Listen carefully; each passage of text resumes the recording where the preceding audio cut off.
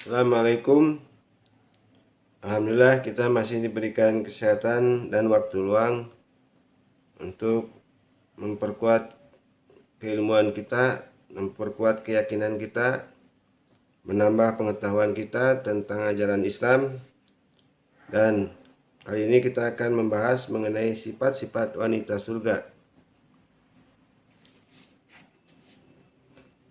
Yang pertama adalah arti dari al-hurul ain atau bidadari.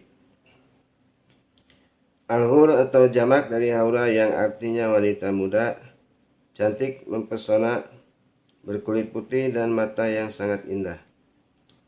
Zaid bin Aslam berkata, Al-haura wanita yang memikat hati karena memiliki kulit yang sangat lembut dan berwarna putih. Mujahid berkata, Al-haura adalah wanita yang menawan hati dan ain adalah mata yang sangat indah. Hasan Basri berkata, Al-haura wanita yang memiliki bola mata yang sangat indah, pupilnya hitam dan putih matanya sangat putih. Perbedaan pendapat tentang asal arti al-hurul ain. Ibnu Abbas berkata, al-hur dalam bahasa Arab artinya putih. Begitu juga yang dikatakan Qatadah.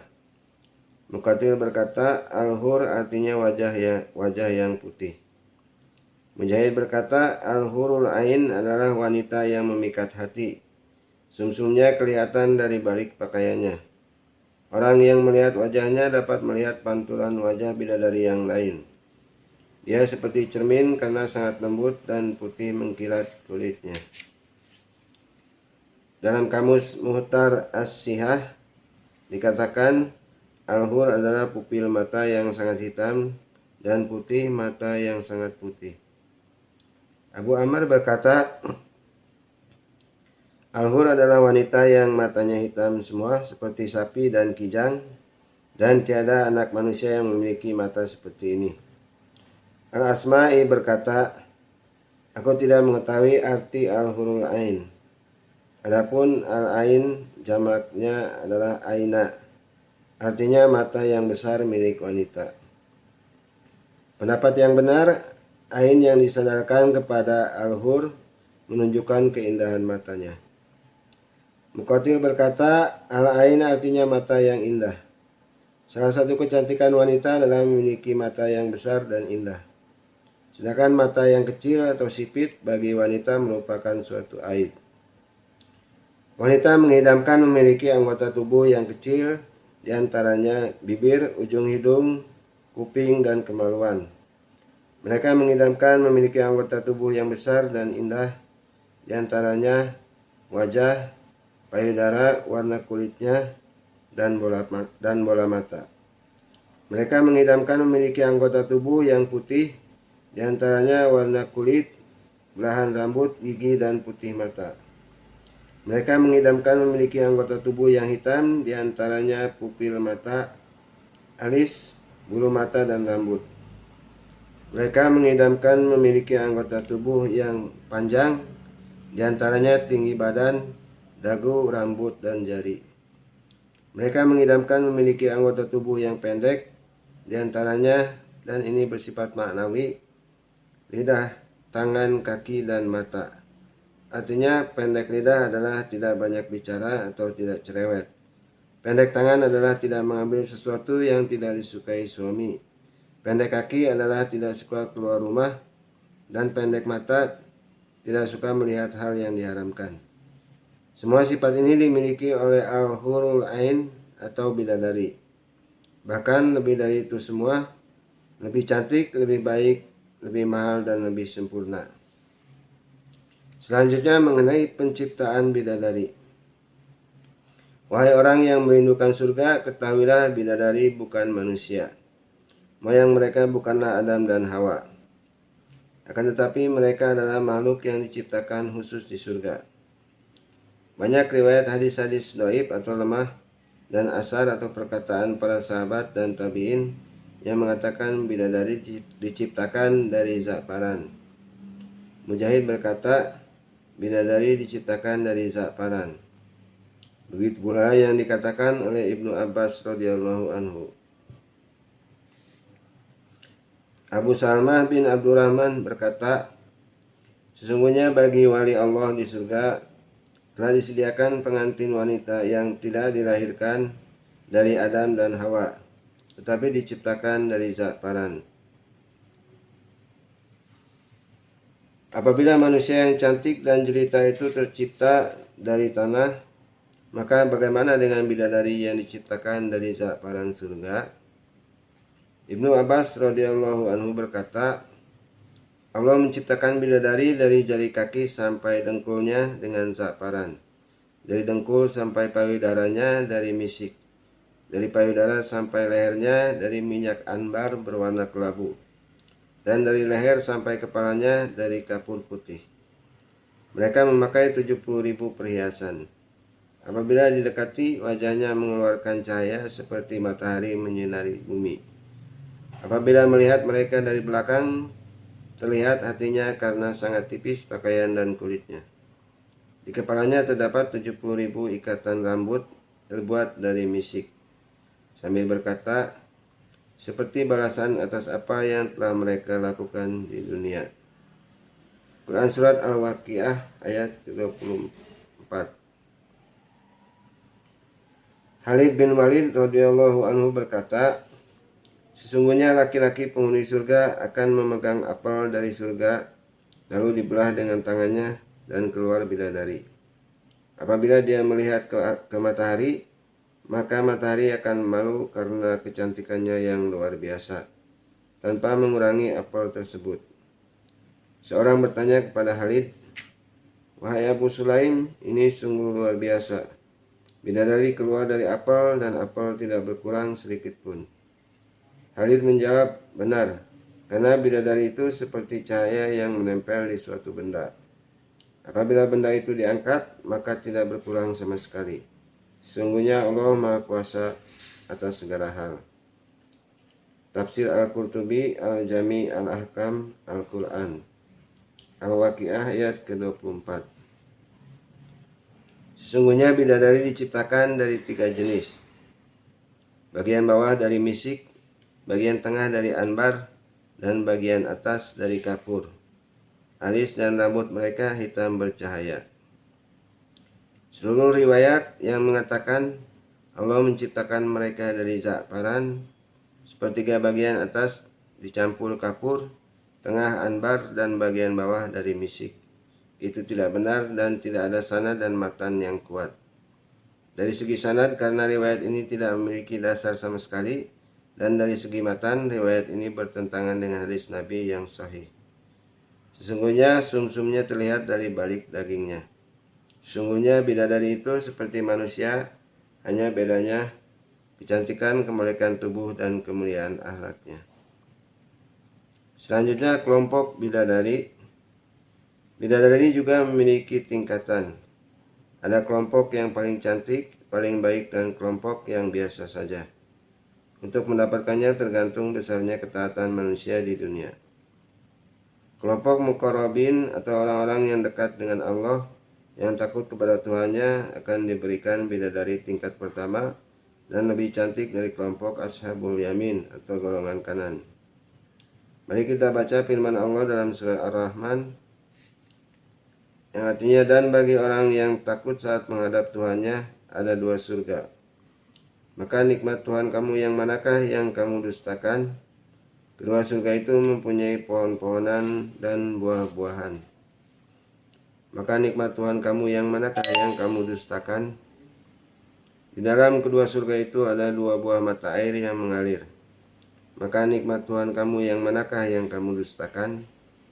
Di dalam kedua surga itu terdapat segala macam buah-buahan yang berpasang-pasangan. Maka nikmat Tuhan kamu yang manakah yang kamu dustakan? Mereka bertelekan di atas permadani yang sebelah dalamnya dari sutra. Dan buah-buahan kedua surga itu dapat dipetik dari dekat. Maka nikmat Tuhan kamu yang manakah yang kamu dustakan? Di dalam surga itu ada bidadari-bidadari yang sopan, menundukkan pandangannya, tidak pernah disentuh oleh manusia sebelum mereka, yaitu para penghuni surga yang menjadi suami mereka, dan tidak pula oleh jin. Maka nikmat Tuhan kamu yang manakah yang kamu dustakan? seakan-akan bidadari itu permata yakut dan marjan. Maka nikmat Tuhan kamu yang manakah yang kamu dustakan? Tidak ada balasan kebaikan kecuali kebaikan pula. Quran Surat Ar-Rahman ayat 46 sampai dengan 60. Dalam ayat di atas disebutkan bahwa mereka selalu menundukkan pandangannya kecuali kepada laki-laki penghuni surga yang menjadi suaminya. Mereka juga seperti yakut dan marjan dalam kecantikan, kelembutan dan bercahaya. Ini adalah bidadari yang disediakan untuk golongan muqarrabin. Sedangkan ashabul yamin atau golongan kanan akan mendapatkan bidadari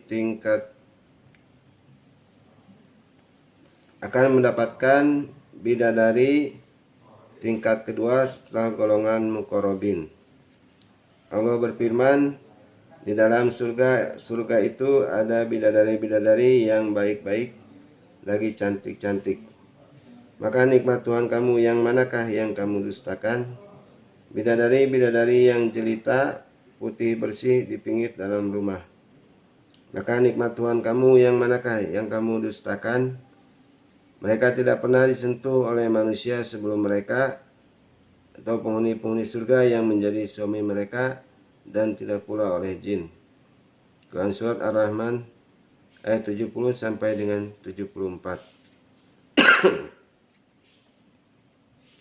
Dalam ayat ini disebutkan mereka cantik dan baik, yaitu memiliki akhlak yang mulia dan wajah jelita atau cantik luar dalam. Sifat ini juga dimiliki bidadari tingkat pertama. Selain itu, mereka juga selalu di rumah atau dipingit. Artinya menutup aurat dan tidak pernah meninggalkan rumah. Begitu pula bidadari tingkat pertama. Mereka dipingit. Namun bidadari tingkat pertama lebih baik karena mereka disifati seperti yakut dan marjan. Sedangkan bidadari tingkat kedua tidak. Oleh karena itu, derajat muqarrabin lebih tinggi dan mulia dari derajat ashabul yamin.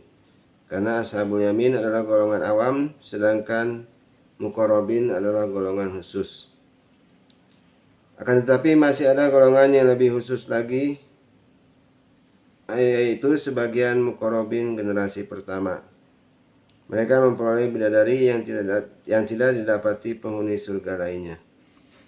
Diriwayatkan dari Al-Auza'i, dari Hasan bin Atiyah, dari Ibnu Mas'ud, sesungguhnya di surga ada bidadari yang disebut dengan al-lu'bah atau mainan. Setiap bidadari surga sangat kagum kepada mereka, itu al-lu'bah itu. Mereka menepuk pundak mereka dan berkata, beruntunglah kamu wahai al-lu'bah. Sekiranya orang mengetahui sosok kalian, maka mereka mencari kalian. Di antara dua matanya tertulis, barang siapa yang ingin mendapatkan bidadari sepertiku, maka beribadahlah dengan mengharap ridho Allah. Atta As-Sulami berkata kepada Malik bin Dinar, wahai Abu Yahya, berilah kerinduan kami kepada Allah. Malik bin Dinar berkata, wahai Atta, sesungguhnya di surga terdapat bidadari yang memberikan kesenangan penghuni surga dengan kecantikannya. Kalaulah Allah tidak menakdirkan penghuni surga hidup selamanya di surga, maka mereka akan meninggal ketika melihat kecantikan bidadari. Ingatlah hari ketika kami mengumpulkan orang-orang yang takwa kepada yang Maha Pemurah sebagai putusan yang terhormat. Quran Surat Maryam ayat 85. Abu Hurairah radhiyallahu anhu berkata, sesungguhnya di surga ada bidadari yang dipanggil Al-Aina. Apabila dia berjalan, maka akan mengikutinya 70.000 pelayan di sebelah kanannya, begitu juga di sebelah kirinya. Dia berkata, di manakah mereka yang melakukan amal ma'ruf dan nahi mungkar? Selanjutnya pertemuan pertama dengan bidadari. Ketika wali Allah atau orang soleh dibangkitkan dari kubur, dia keluar dan mendapati kendaraan sudah menunggunya. Dia naiki sambil makan dan minum hingga sampai di pintu surga. Kemudian dia melihat dua mata air surga. Dia minum dari salah satu mata air dan berwudu dari mata air yang lain. Ketika itu dia memiliki tinggi seperti Nabi Adam alaihissalam 60 hasta. Kesabarannya seperti kesabaran Nabi Ayub alaihissalam. Ketampanannya seperti ketampanan Nabi Yusuf alaihissalam. Umurnya seperti umur Nabi Isa alaihissalam 33 tahun. Dan akhlaknya seperti akhlak Nabi Muhammad SAW. Dia masuk ke pintu surga dengan disambut para bidadari yang telah menjadi istrinya. Mereka menyambutnya dengan nyanyian, ciuman, dan pelukan. Diriwayatkan oleh Ali bin Abu Thalib ketika dia ditanya tentang firman Allah, "Ingatlah hari ketika kami mengumpulkan orang-orang yang takwa kepada Tuhan yang Maha Pemurah sebagai perutusan yang terhormat." Quran Surat Maryam ayat 85. Ali berkata, "Demi zat yang diriku ada dalam genggamannya, sesungguhnya apabila mereka keluar dari kubur, mereka menjumpai unta putih yang memiliki sayap dari emas. Di atas kepalanya berkelip-kelip cahaya. Setiap langkah dapat menempuh jaraknya sejauh pandangan mata dan berakhir di depan pintu surga. Di depan pintu surga tergantung rantai emas dan ada pohon yang di bawahnya mengalir 2 mata air. Apabila manusia meminum air dari 2 mata air tersebut, akan tampak di wajahnya kenikmatan yang luar biasa. Apabila dia mengambil untuk wudhu, maka kesejukan air itu tidak akan hilang di tubuhnya. Ketika rantai itu digerakkan, maka para bidadari mengetahui bahwa suami mereka telah tiba. Dengan cepat-cepat mereka berkumpul untuk menyambutnya.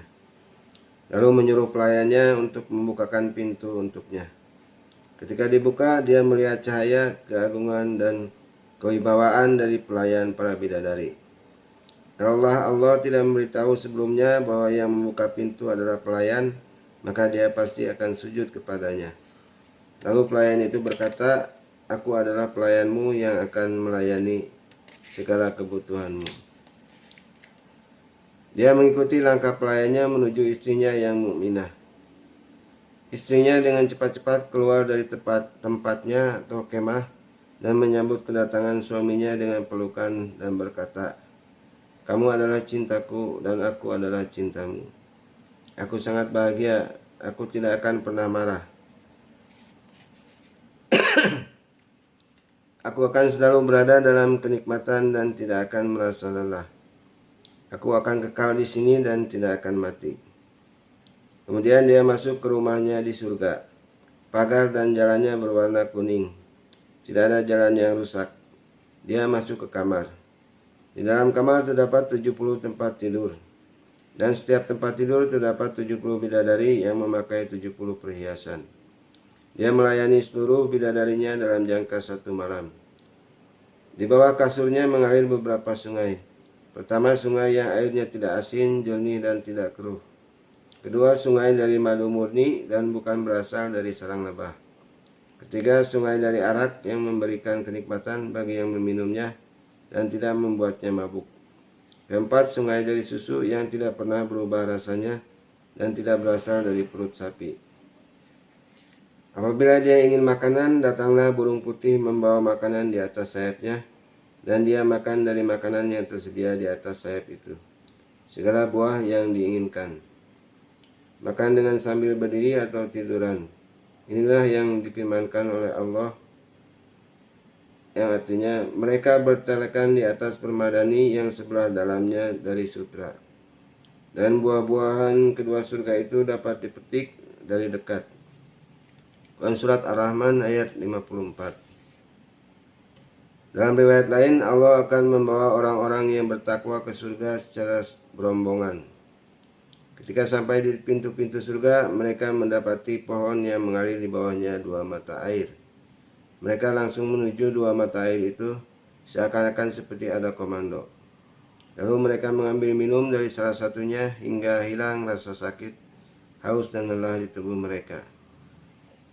Dan menyucikan diri dengan mata air yang satunya lagi, hingga terasa kesegaran dan kesejukan di kulitnya. Seakan-akan mereka menyucikan diri dengan minyak wangi yang harumnya tidak pernah hilang dari tubuh.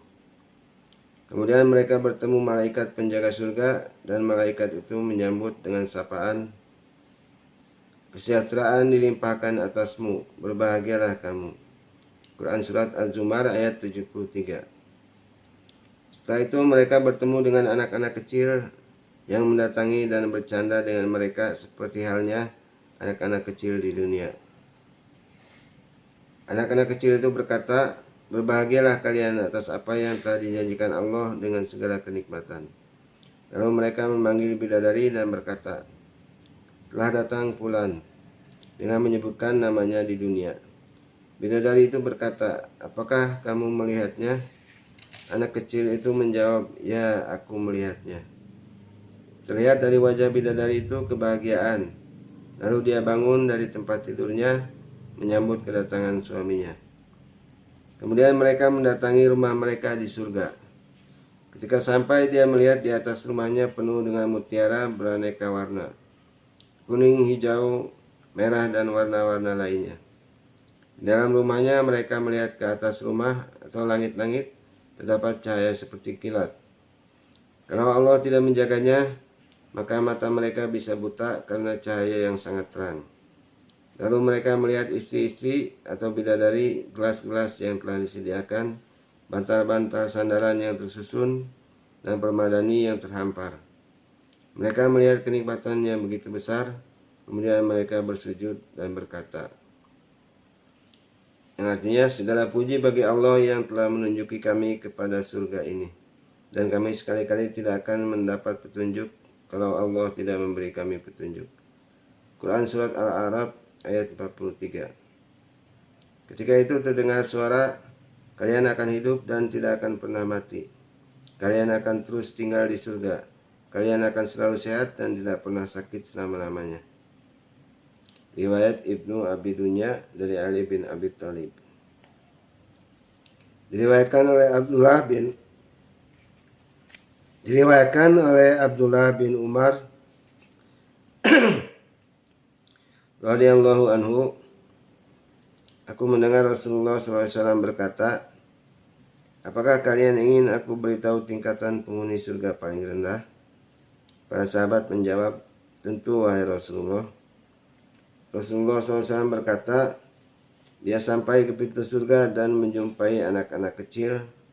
Mereka berkata, "Selamat datang wahai Tuhan kami. Sekarang waktunya kalian mengunjungi kami." Kemudian terhampar di hadapannya permadani yang sangat luas. Luasnya dapat ditempuh selama 40 tahun. Setelah itu mereka melihat ke kanan dan ke kiri. Dilihatnya dua surga seraya bertanya, "Milik siapa ini?" Anak kecil itu menjawab, "Milik kalian."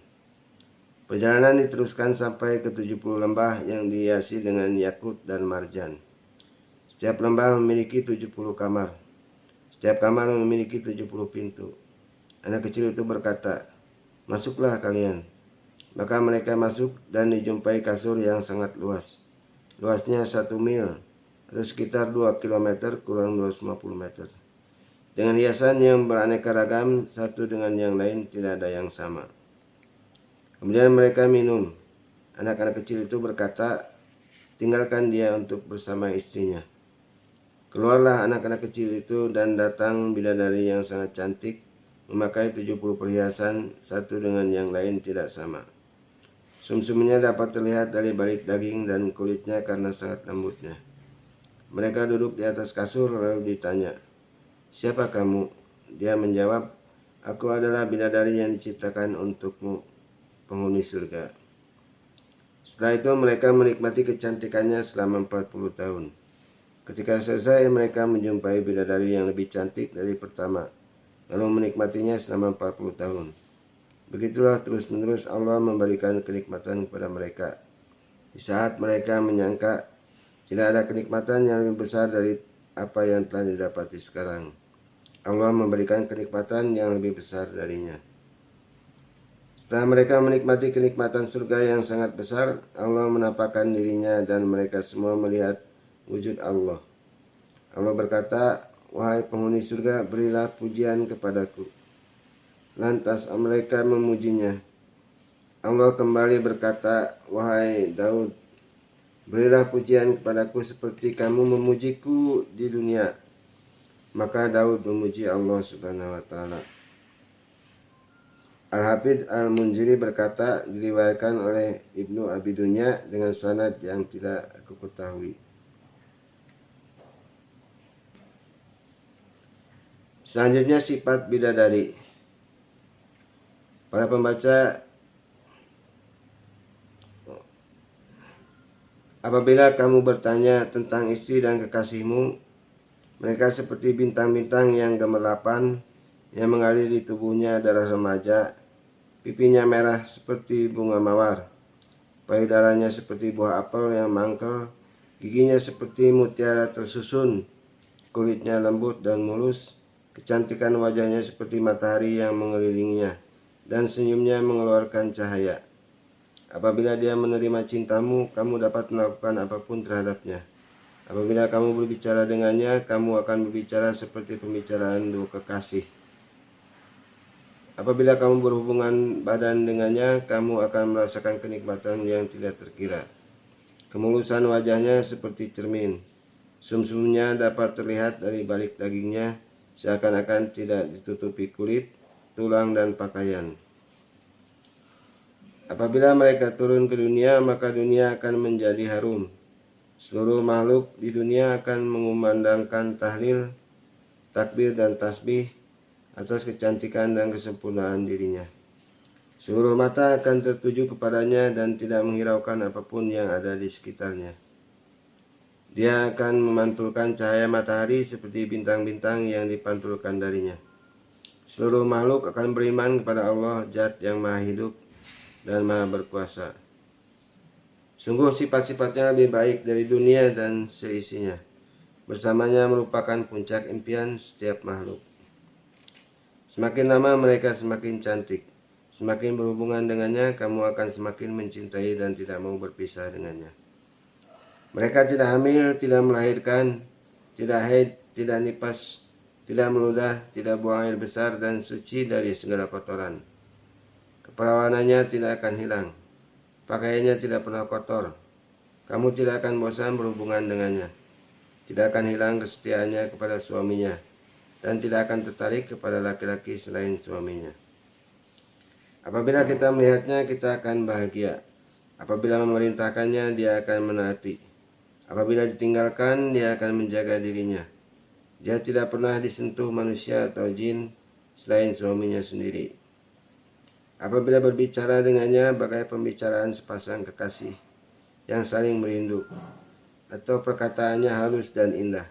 Dan apabila dia masuk kamar, serta-merta kamar akan dipenuhi cahaya. Apabila kamu bertanya tentang umurnya, usia mereka masih remaja. Apabila kamu bertanya tentang kecantikannya, apakah kamu pernah melihat keindahan matahari dan bulan? Apabila kamu bertanya tentang matanya, mereka memiliki pupil mata yang sangat hitam dan putih mata yang sangat putih. Apabila kamu bertanya tentang molek tubuhnya, apakah kamu pernah melihat batang pohon yang paling indah? Apabila kamu bertanya tentang payudaranya, mereka memiliki payudara yang mangkal seperti buah apel. Apabila kamu bertanya tentang warna kulitnya, mereka seperti mutiara.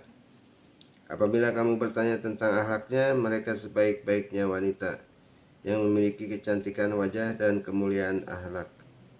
Indah secara zahir dan batin, memiliki hati yang selalu berbahagia dan pandangan yang terjaga.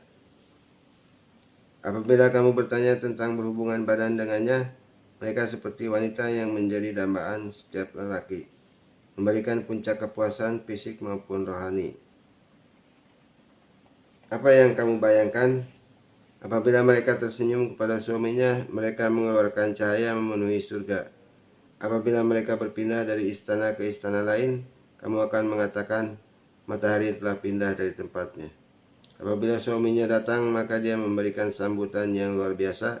Dan apabila melakukan hubungan badan dengannya, akan mendapatkan kepuasan yang tidak terkira. Apabila dia bernyanyi, akan memberikan kemerduan dan kenikmatan bagi mata dan telinga. Apabila kamu berciuman dengannya, tidak ada yang lebih indah dari ciumannya. Mari kita sama-sama memperhatikan sifat-sifat mereka, para bidadari, secara terperinci yang disebutkan oleh Allah dan Rasul-Nya. Kita akan mencoba mensifati satu persatu dari atas sampai bawah. Tingginya sesuai dengan tinggi suaminya, gemuknya sesuai dengan apa yang diinginkan suaminya. Perhiasan yang dia pakai terbuat dari sutra, kain brokat, atau sutra tebal yang dibuat di surga dengan warna hijau, merah, dan warna lainnya.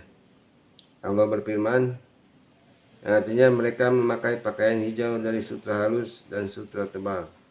Quran Surat Al-Kahfi ayat 31. Mereka memakai pakaian sutra halus yang hijau dan sutra tebal. Juga dalam surat Al-Insan ayat 21. Pakaian mereka adalah sutra. Dalam Quran Surat Al-Hajj ayat 23. Dalam hadis yang diriwayatkan oleh Ibnu Mas'ud radhiyallahu anhu, kemudian dia melihat bidadari yang sedang duduk di atas tempat tidur dengan memakai 70 perhiasan. Satu dengan yang lain memiliki warna berbeda-beda. Terlihat sumsumnya dari balik daging, darah, tulang, dan pakaian yang dikenakan. Riwayat Ibnu Abi Dunya. Pakaian ini dihiasi dengan yakut dan mutiara. Sedangkan mahkota di atas kepalanya lebih baik dari dunia dan isinya. Rasulullah SAW bersabda, sesungguhnya mahkota yang ada di atas kepala bidadari lebih baik atau lebih berharga dari dunia dan isinya. Hadis riwayat Tabrani. Mahkota ini memiliki warna yang beraneka ragam dan mutiara yang tidak terhitung. Begitu pula dengan kerudungnya, lebih berharga dari dunia dan isinya. Sebagaimana hadis yang diriwayatkan oleh Bukhari Muslim. Rambutnya panjang, indah, sangat hitam, mengeluarkan keharuman yang sangat dan berkilau. Seperti digambarkan dalam hadis, seandainya selai rambut bidadari jatuh ke dunia, maka antara timur dan barat akan dipenuhi dengan keharumannya. Hadis riwayat At-Tabrani. Sedangkan wajahnya tidak ada manusia yang sanggup menggambarkan kecantikannya. Tidak ada lisan yang sanggup mengungkapkannya. Dan tidak ada akal yang sanggup menghayalkannya. Diriwayatkan oleh Ibnu Abbas radhiyallahu anhu, ketika kami duduk bersama Ka'ab dan dia berkata, seandainya tangan bidadari ditampakkan ke bumi, maka langit dan bumi akan terang benderang seperti matahari menerangi isi dunia ini. Ibnu Abbas berkata, itu baru tangannya, bagaimana dengan wajah, kecantikan, mahkota, yakut, mutiara, dan permata mulianya. Hadis riwayat Ibnu Abi Ad-Dunya.